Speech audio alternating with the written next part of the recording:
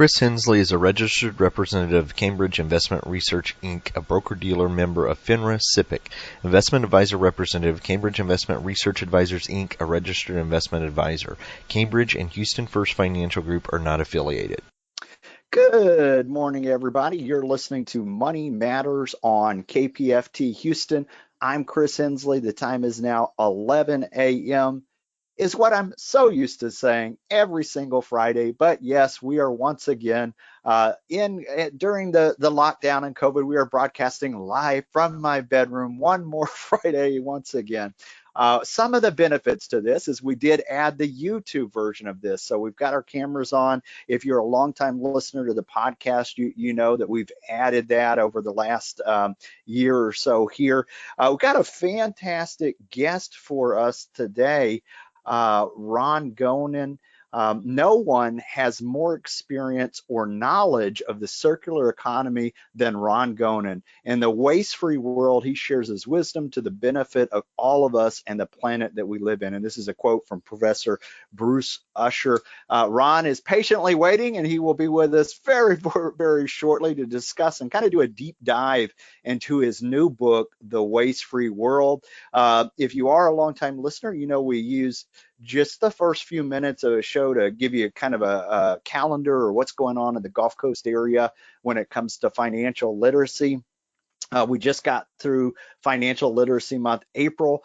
For Houston Money Week, this has looked very, very different than the prior years past, where we've gone out to local organizations doing live presentations. We are partners with a nonprofit group, the Vita Group in Houston, that does tax preparation for low to moderate income.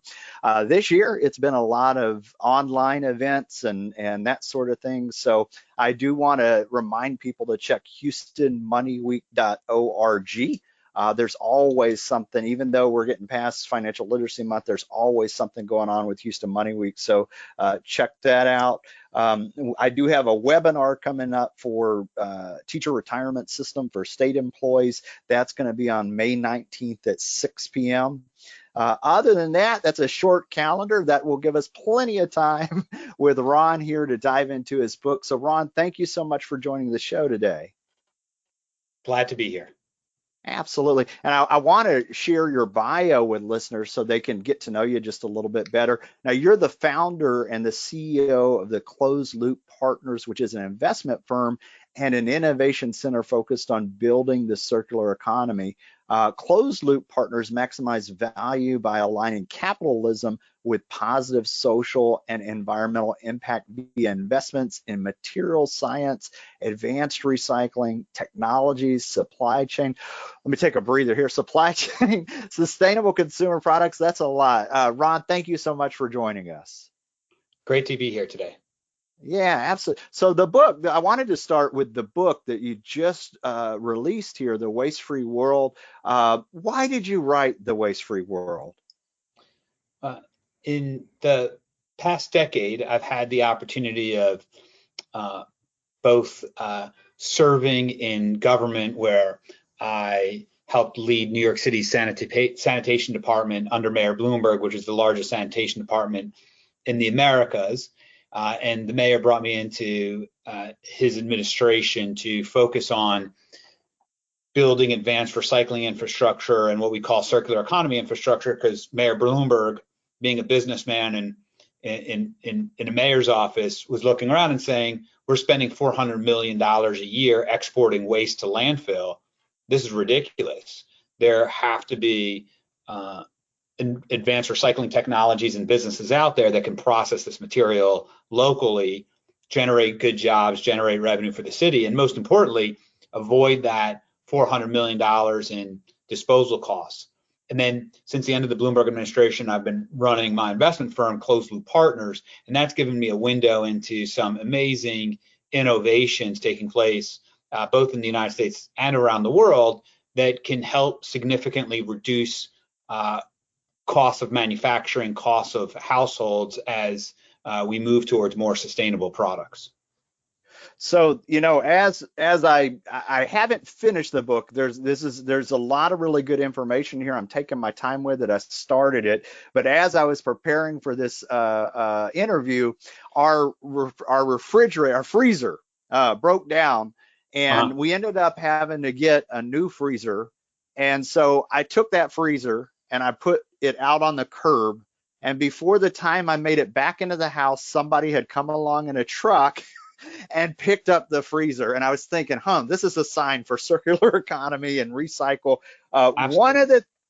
of the things you talk about is a duty to really a duty to waste. What does that mean? The duty to waste.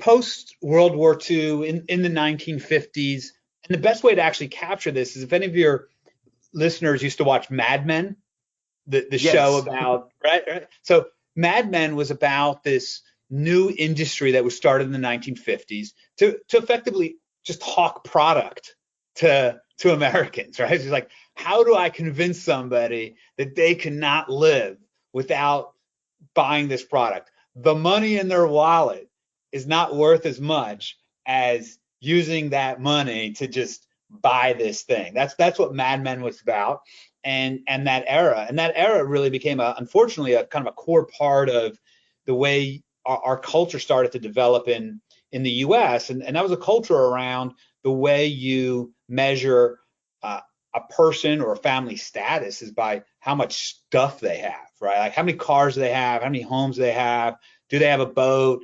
Yeah, what kind of barbecue they have, just stuff, right? And that's actually where the phrase "keeping up with the Joneses" came from.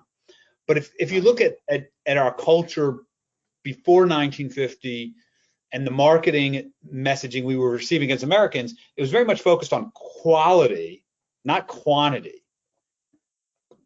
The quality of the product was key, not the amount of products you had.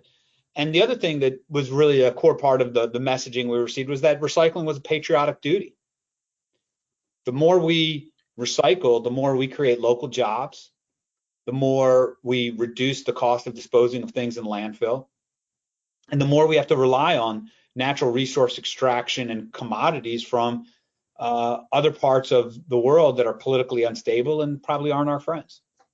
So I remember the effort, or we learned in history, the war drive for aluminum and that sort of thing. That was prior to that 1950, and then the image of Mad Men definitely pops into my head. Then I want to take a step back because even the idea, I love the idea of just the circular economy. But for listeners who go a little bit further and expand, tell us what that means, circular economy. Sure. The best way to start defining the circular economy is to explain the linear economy that we've been operating under for the past few decades, which is in order to manufacture a product, first you extract a natural resource. It's oil if you're going to make a plastic, it's ore through mining for a metal, it's timber if you're going to make a paper or wood product. And that goes into a system in which products are effectively designed to be used once and then disposed of. And that's the linear economy. You extract, you use, you dispose. You extract, you use, you dispose. You're basically living on a conveyor belt. And there's two big costs there. The first is to get onto the conveyor belt, which requires natural resource extraction, and that's expensive. And then to get off the conveyor belt, it's you put something in a landfill, which is also expensive. So that linear system is what we've been operating on for the past few decades. And we believe that we can be a much more robust economy if we focus on a circular economy where we invest in advanced material science. So how do you make materials in a lab or industrially grown without the need for natural resource extraction? Invest in advanced product design, technologies, advanced manufacturing, and recycling technologies and infrastructure so that you're able to manufacture without being dependent on natural resource extraction or disposal in landfills. And if we can do that, you're going to significantly reduce costs for American consumers, taxpayers, create a lot of local jobs, and also protect our environment. I love it. I love it. We've heard so much talk about infrastructure for years, but we might actually have people playing together nice and finally get some of it. So I'm keeping my fingers crossed here.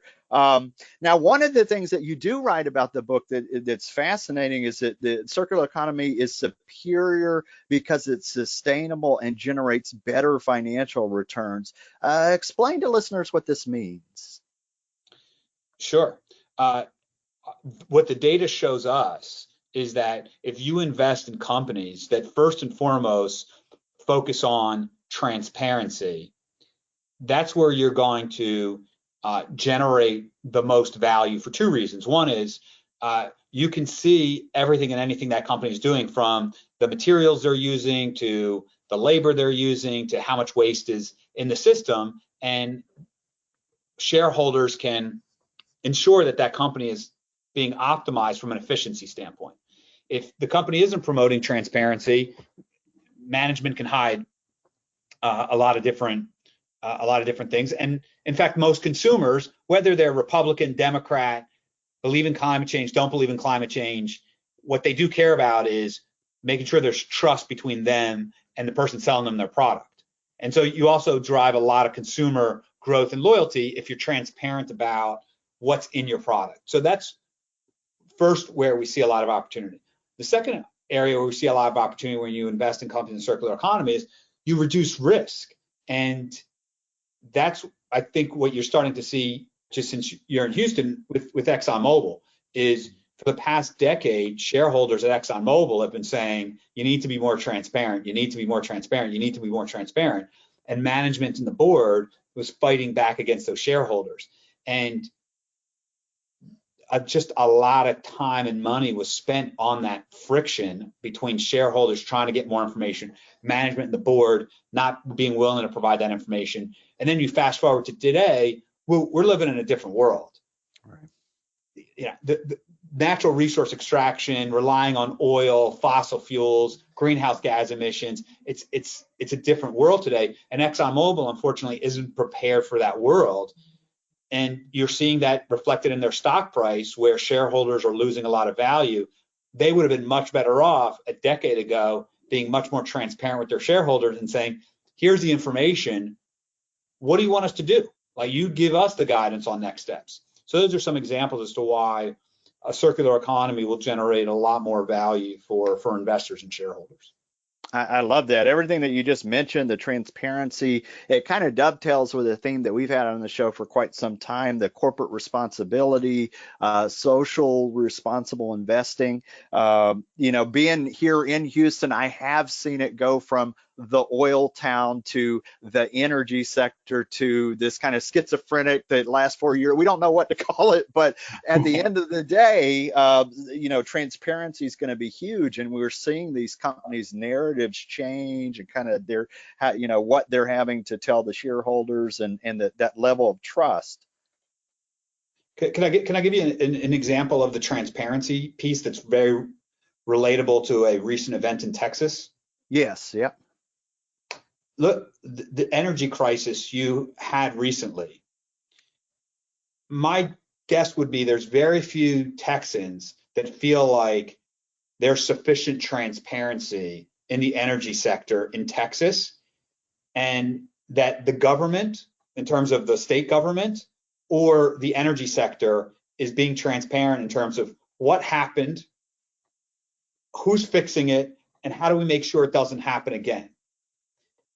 That's not taking place at the moment. And so what that means is that the citizens of Texas are highly susceptible to all kinds of crazy and weird charges in terms of who owes money for fixing the system, who owes money for the energy they used, and whether or not their homes are protected from this ever happening again. And so through this experience of the energy crisis, of what happened in Texas during this year, consumers and citizens in Texas can begin to see the value destruction and the inconvenience that comes from allowing government and industry not to be transparent. I think that's a perfect example. I think until over this summer, most Texans didn't even know what ERCOT was, and the fact that the energy stuff falls under the Railroad Commission here, who knew? Yeah. And now we're figuring it out.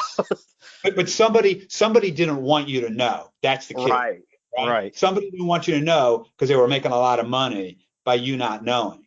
And that's why transparency is this core thesis around the circular economy is let's get the information out there and then you let markets, shareholders, and consumers decide. Let's let the free market work. But the free market and capitalism can't function properly if information isn't being properly shared and the people who are withholding that information are being allowed to game the system. Absolutely. One of the that brings me to one of the questions in the book. We talk about misinformation. There's a lot of misinformation out there about this topic. You might even say, as we just did, that some of it's been on purpose. What can you tell us more about these disinformers? It's related to the conversation we were just having on the energy crisis in Texas. Is anytime somebody would start to question the system of why is our energy grid set up this way? How is the money flowing? Rather than the state government or the energy industry saying, you're the taxpayer or you're the consumer, of course you have the right to ask that question.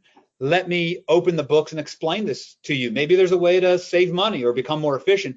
What we would get instead is this disinformation campaign where the person asking the question would be labeled as a liberal, a progressive, a communist, a socialist, a tree hugger. And all of a sudden, they would try to shift the conversation from, I'm just trying to find out how much am I paying, why am I paying it, and how do I know it's not going to go out on me, to a conversation around, are we liberals or are we conservatives? Do we believe in climate change? Do we not believe in climate change? And that's what these disinformers have become very practiced at doing in the US, is they shift the conversation to one that puts people in a tribal mentality and an us versus them mentality, when all the person was asking was, why am I paying what I'm paying? Right. Is there a way to pay less? And are we sure the system's resilient? So let me ask it this way, because part of what you talk about in the book is kind of these metrics, these new systems of measuring economic health, relying less on on GDP and more on the true cost accounting and natural capital in order to hold polluters accountable and incentivize innovation that supports healthy ecosystem and local economies. Expand on that. Tell us a little bit about that as well. Sure. So in the 1950s and 60s, as the economy started shifting from quality to we want you buying as much stuff as possible, we started taking an economic metric, GDP, which is effectively how much stuff did we make and how much did we sell it for, and started using that as the core indicator of economic success. And what's interesting is the economists that developed GDP was actually very clear: never use this as your central determinant of the economy. It's an interesting and valuable data set. Right? It's good to know how much are we manufacturing, what are we selling it for, but it's not a central indicator of actually how healthy the economy is. And an example of that is GDP doesn't measure whether or not our salaries are going up, our healthcare costs are going up or down, our streets are safe or not safe, our local school districts are providing a good education or not providing a good education. It doesn't take any of that account. So the government can come to us and say, wow, we had a great year. GDP went up. We made a lot of stuff and sold it for a lot of money. And meanwhile, the streets could be getting dirtier and more dangerous. The local public schools could be lacking funding. Right? Healthcare costs could be going up, and your salary may have been frozen for the last 3 years. To you, the economy isn't doing better. That's no indication. And so my point in the book is GDP it's an important indicator. There's a lot of valuable information there. But what we actually should be using to measure the health of the economy is, our wages going up? Are healthcare costs going down, and are we getting value for what we're paying for our healthcare costs? Is the public education system strong and a place that's providing our children a good future? Do we have access to parks and green spaces? These are the things that we should be measuring in terms of, do we have a healthy and robust economy? Another question when we talk about this circular production is, can it lead to higher performance? Absolutely, and that question is actually inherent in the circular economy, because what the circular economy ultimately is all about is, how do you reduce waste in the system? Right. So it's intuitive that if you're reducing waste, you're becoming optimized and more efficient. Yeah. Just on its own, it's more efficient because you're getting rid of fat there and waste. Exactly. and all of that. Yeah, I mean, everything about the circular economy is just reduce waste, reduce waste, reduce waste. So by virtue of looking at things through a circular economy lens, you end up optimizing your supply chains and your systems. One of the other things, and this is fascinating, we could just talk on this all day, but we are getting close to the end of the half hour. Believe it or not, how fast this is going here. But one of the things that was in the book that was very interesting was the greener grocer. You talk about greener grocers as an example. Tell us about that. Sure. So one thing that a lot of Americans would be surprised to know is the used by and sell by date on milk and other perishable products that we buy. It's actually not regulated by any government body. It's simply a date that the retailer, well-intentioned, provides you as guidance on when they think possibly that milk may no longer be fresh. And they do it for legal reasons, right? Because they want to make sure they don't end up getting sued. Right.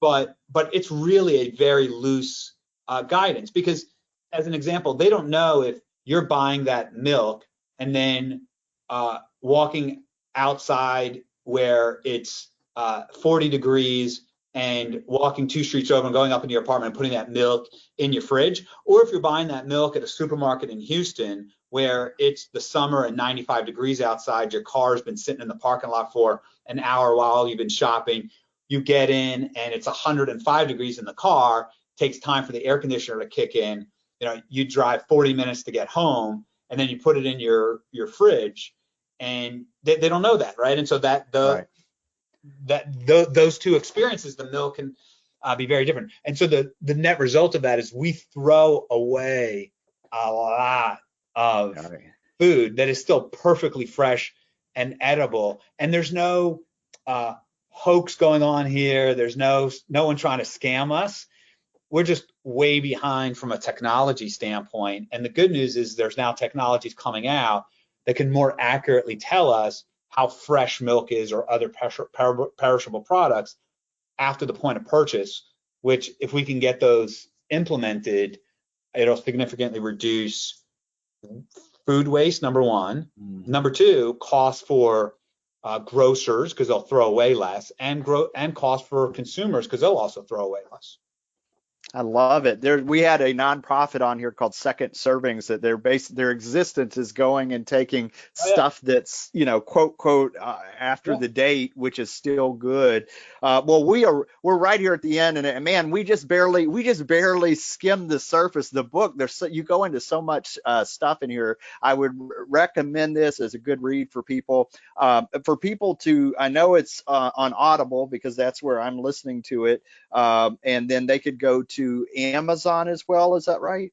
Anywhere that people generally buy their books, so Amazon, Walmart, Target, Barnes and Noble, local bookstores as well have it. So for any of your listeners, anywhere that they generally buy books, they'll be able to find the WasteFree World. What's a good website for listeners who'd like to find out more about you, Ron? Come to my firm's website. My firm is called Closed Loop Partners. And we have a lot of resources on the circular economy and our different portfolio companies. We actually have a major investment in Texas. For your listeners in Texas, we're the owners of Balcones Resources, which has the long-term recycling contract for the city of Austin and operations in Dallas, and looking at doing things in Houston and San Antonio as well. So nice. We love it. Good. Well, good. Is there anything that I haven't asked you that you'd like to leave with our listeners today? Be curious. Ask questions about how much is my city paying to get rid of all this waste. In America today, we spend billions and billions of dollars disposing of waste in landfills, and those are our tax dollars. So one thing you can do is definitely ask your local city council person, your mayor, your governor, your senator, your congressperson, what's going on here with waste in landfills, and what can we do to stop using taxpayer dollars to dispose of waste in landfills? I love it. Well, Ron, thank you so much for visiting with us, and have a great weekend. All right. Thank you. You too.